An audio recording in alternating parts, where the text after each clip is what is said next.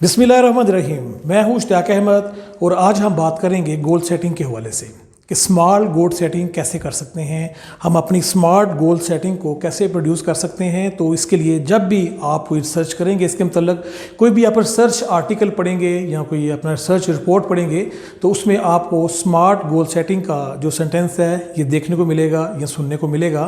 तो बेसिकली जो स्मार्ट लफ्ज़ है ये इसके अंदर खुद एक फ़िलासफ़ी है। गोल सेटिंग की पूरी फ़िलासफ़ी इस वर्ड के अंदर समाई हुई है और इसके तमाम जो लेटर हैं वो एक एक फार्मूला रखते हैं, जैसे कि smart SMART, S for specific, M for measurable,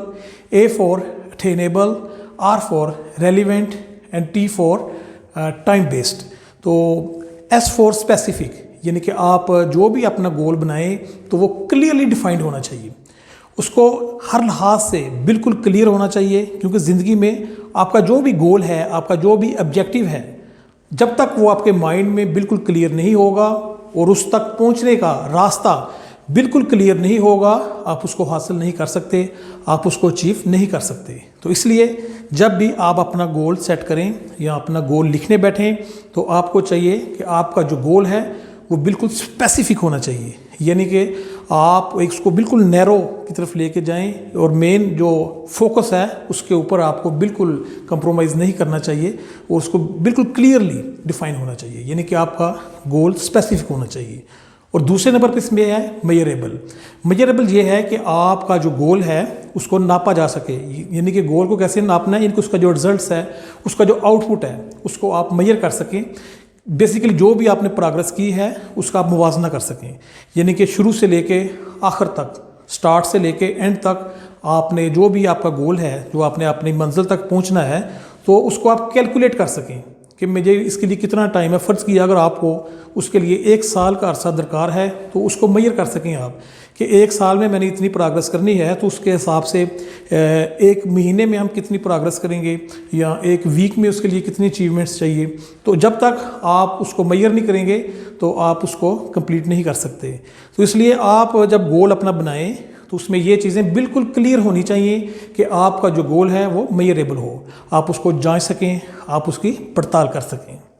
तो इसके बाद है जी अटेनेबल, यानी गोल वो होना चाहिए जो आप कर सकें, यानी कि वो रियलिटी के करीब होना चाहिए। ये नहीं कि आप अगर गोल ऐसा बना लेते हैं, फ़र्ज़ किया कि मैं सूरज पर जाना चाहता हूँ, वो तो नामुमकिन है, सूरज पर आप फ़िलहाल नहीं जा सकते, लेकिन इसलिए आपका जो भी गोल है वो रियलिटी के करीब तीन होना चाहिए जो कि आप कर सकें। अगर आप कोई ऐसी अजीबोगरीब चीज़ अपने गोल में ऐड कर लेते हैं कि जिस तक पहुँचना नामुमकिन हो या जिसको करना बिल्कुल नामुमकिन है, यानी कि वो रियलिटी नहीं है, तो फिर आप अपना जो गोल है उसको कामयाबी से उस तक नहीं पहुंच सकते। तो इसलिए आपको चाहिए कि अपना जब आप गोल डिज़ाइन करें तो इस चीज़ का ख्याल रखें कि ये अटेनेबल हो। और इसमें जो तीसरी चीज़ है वो है रेलिवेंट, कि आप जब आपका जो गोल है वो आपके बिज़नेस से रेलिवेंट होना चाहिए या आपका जो भी कोई ऑब्जेक्टिव है उससे रेलिवेंट होना चाहिए। अगर आपका गोल आपके बिज़नेस से रेलिवेंट नहीं है तो फिर ऐसे ही होगा कि जैसे फ़र्ज़ किया कि एक आदमी का बिज़नेस जो है वो मार्केटिंग से रिलेटेड है, सेल्स से रिलेटेड है, और वो अपने गोल में लिख लेता है कि मैं एक अच्छा सर्जन बनना चाहता हूँ, तो वो कभी भी नहीं बन सकता। तो इसलिए आपका जो गोल है वो डायरेक्टली या इनडायरेक्टली आपके बिज़नेस से जुड़ा होना चाहिए और उसके मुतलका होना चाहिए, फिर ही आप अपना गोल अचीव कर सकते हैं। तो इसके बाद जो लास्ट पे चीज़ है और वो बहुत ज़्यादा एक अहम पॉइंट है जो मैं आपको यहाँ पे बताना चाह रहा हूँ, टी फॉर टाइम बेस्ड, यानी कि आपका जो गोल है उसके अंदर ओपन एंडेड बिल्कुल नहीं होना चाहिए, उसको क्लोज एंडेड यानी कि टाइम के लिहाज से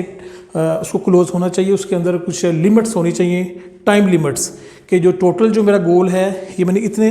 अरसा में इसको अचीव करना है, और उसके बाद उसको आप वीकली और माहाना बेसिस पे भी उसको आप उसका टाइम फ्रेम दे सकते हैं, क्योंकि बेसिकली इंसान की एक फितरत है कि इंसान थोड़ा सा लापरवाह है, और हम में से अक्सर लोग ऐसे ही करते हैं। फ़र्ज़ किया, एक एग्जांपल दे रहा हूँ कि कोई बिल वगैरह जमा करवाना है तो लास्ट डेट का हम इंतज़ार करते हैं, कब लास्ट डेट आए, फिर हम भागे भागे जाएंगे, फिर लाइन में खड़े होकर वो बिल पे करेंगे। या इवन कोई एग्ज़ाम्स वगैरह में अक्सर स्टूडेंट्स भी ऐसे ही करते हैं कि जब उनके एग्ज़ाम्स वगैरह सर पे आ जाते हैं, जब डेट शीट आ जाती है, तो उसके बाद फिर वो पढ़ाई को सीरियस लेते हैं और फिर वो कामयाब हो जाते हैं। तो इसलिए इसमें ये जो टाइम लिमिट्स है ये लाजमी होने चाहिए। क्योंकि टाइम के साथ अगर आप चीज़ों को डन करते जाएंगे, कंप्लीट करते जाएंगे, तो तब ही जाकर आप अपने ऑब्जेक्टिव को हासिल कर सकते हैं। लेकिन अगर उसमें टाइम फ्रेम नहीं है तो फिर वो कभी भी आप अपनी मंजिल पर नहीं पहुंचेंगे। तो इसलिए अपने गोल को स्मार्ट रखें ताकि जो है वो आप उसमें जो उसकी अचीवमेंट है उसको विद इन टाइम और अच्छे अंदाज से उसको पूरा कर सकें। इसके साथ ही इश्तियाक अहमद को इजाज़त दीजिए। अल्लाह हाफिज़।